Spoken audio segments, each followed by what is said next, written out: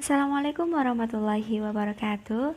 Perkenalkan, kami dari kelompok 2 akan memaparkan hasil diskusi kami mengenai screening resep dalam hal clinical error. Sebelum kita membahas lebih lanjut mengenai analisis dalam resep tersebut, kita cari tahu dulu yuk apa itu clinical error. Clinical error merupakan salah satu jenis kesalahan yang termuat dalam medication error yang disebabkan karena adanya interaksi obat, kontraindikasi obat, efek samping obat, dan efek yang merugikan dari suatu obat. Nah, sudah lebih paham bukan apa itu clinical error? Next, kita langsung membahas bagian pokok dari analisis resep kali ini. Yang pertama yaitu kelengkapan resep. Dalam resep tersebut sudah memuat keterangan, nama dan alamat dokter, tempat dan tanggal penulisan resep, tanda buka resep, paraf dokter, identitas pasien yang meliputi nama dan umur pasien.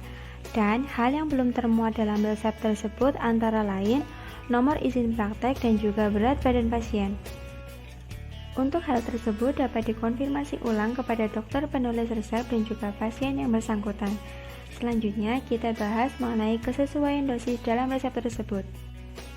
Dalam resep tersebut termuat 4 macam obat. Yang pertama yaitu Elkana. Sesuai dengan literatur MIMS halaman 276, dosis Elkana dalam bentuk tablet salut selaput pada masa pertumbuhan, hamil laktasi, dewasa dan juga anak dengan catatan usia lebih dari 6 tahun, yaitu 2 kali sehari 1-2 tablet. Sedangkan dalam resep tersebut tertulis dengan aturan pemakaian 3 kali sehari 1 tablet. Maka dapat disimpulkan obat tersebut tidak overdosis. Dengan catatan penggunaan obat dapat diberikan setelah makan agar diabsorpsi lebih baik dan tidak menimbulkan rasa tidak nyaman di lambung. Yang kedua yaitu ciprofloxacin. Sesuai dengan literatur ISO volume 49 halaman 110, dosis ciprofloxacin diminum 2 kali sehari 100-750 mg per oral. Sedangkan dalam resep tersebut tertulis dengan aturan pemakaian 3 kali sehari 1 tablet. Maka dapat disimpulkan obat tersebut tidak menimbulkan overdosis. Yang ketiga yaitu Mevinal 500 mg. Sesuai dengan literatur MIMS, dosis Mevinal dewasa dan anak dengan catatan usia lebih dari 14 tahun, dosis awal 500 mg kemudian dapat dilanjutkan 250 mg setiap 6 jam per hari. Sedangkan dalam resep tersebut tertulis 3 kali sehari 1 tablet, maka dapat disimpulkan obat tersebut tidak overdosis. Dengan catatan pemakaian obat diminum setelah makan. Yang keempat yaitu Dramamine.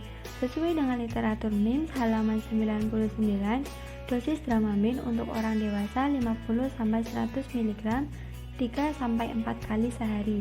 Sedangkan dalam resep tersebut tertulis aturan pemakaiannya 2 kali sehari 1 tablet. Maka dapat disimpulkan obat tersebut tidak overdosis dengan catatan pemakaian obat setelah makan. Berikut akan saya jelaskan perhitungan dosis berdasarkan umur. Pada sediaan yang pertama yaitu Elkana, 1 kali pakai dosisnya 500 mg.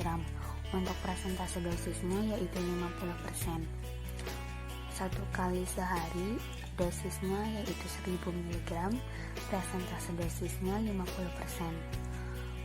Pada sediaan yang kedua yaitu ciprofloxacin, 1 kali pakai dosisnya 500 mg, persentase dosisnya yaitu 50%. Untuk 1 kali sehari dosisnya yaitu 1000 mg, untuk persentase dosisnya 50%.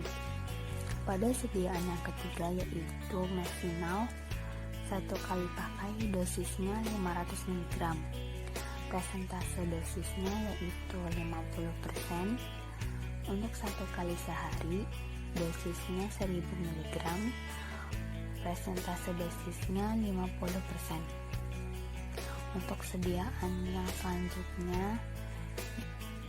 Untuk sediaan selanjutnya yang keempat yaitu Dramamine, 1 kali pakai dosisnya 50 mg, persentase dosisnya 25%.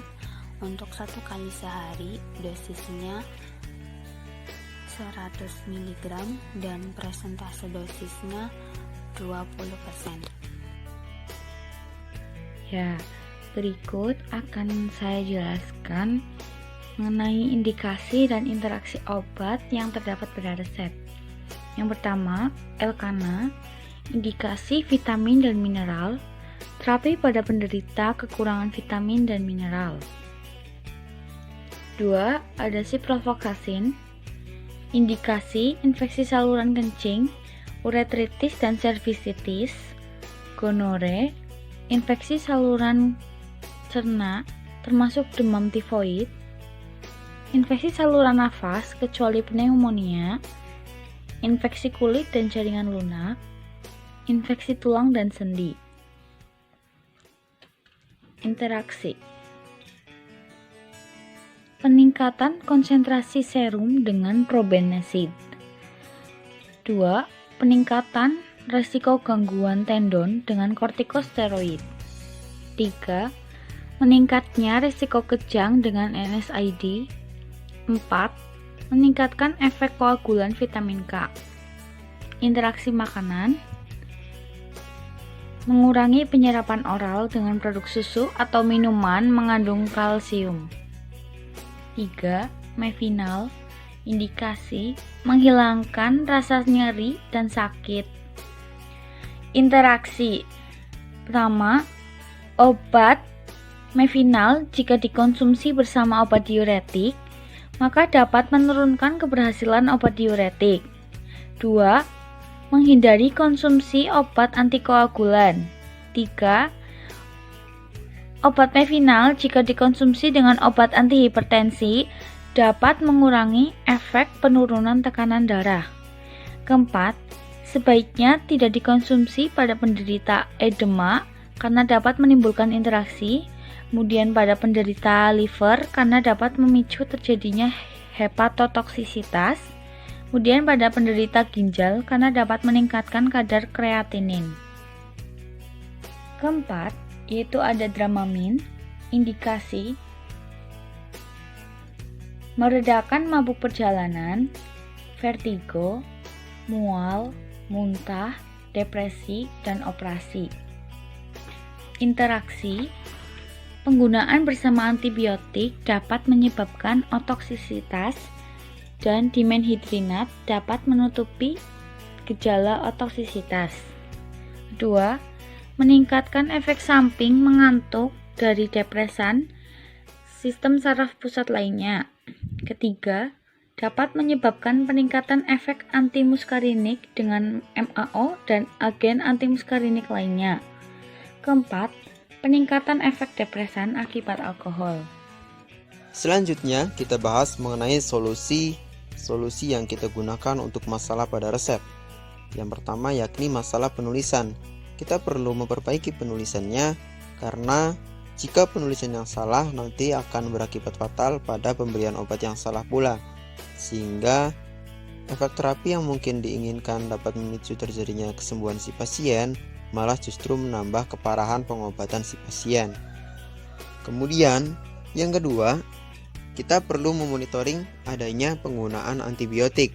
Seperti yang kita ketahui, antibiotik yang kita gunakan itu ciprofloxacin.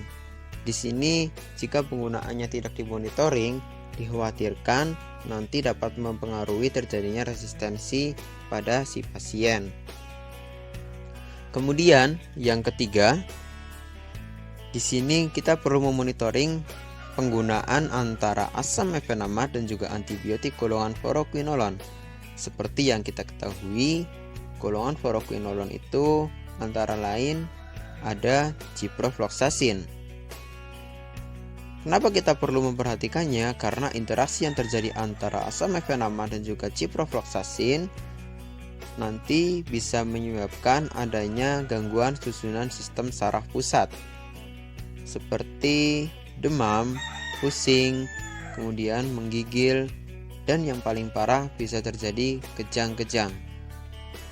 Kemudian yang keempat, kita perlu memperhatikan penggunaan Dramamine karena interaksi antara Dramamine dan juga antibiotik dapat mempengaruhi toksisitas tinggi. Maka dari itu kita perlu menggunakan solusi penambahan obat yakni dimenhidrinat. karena penggunaan dimenhidrinat diyakini bahwasanya dapat menurunkan toksisitas yang terjadi pada penggunaan Dramamine dan juga antibiotik.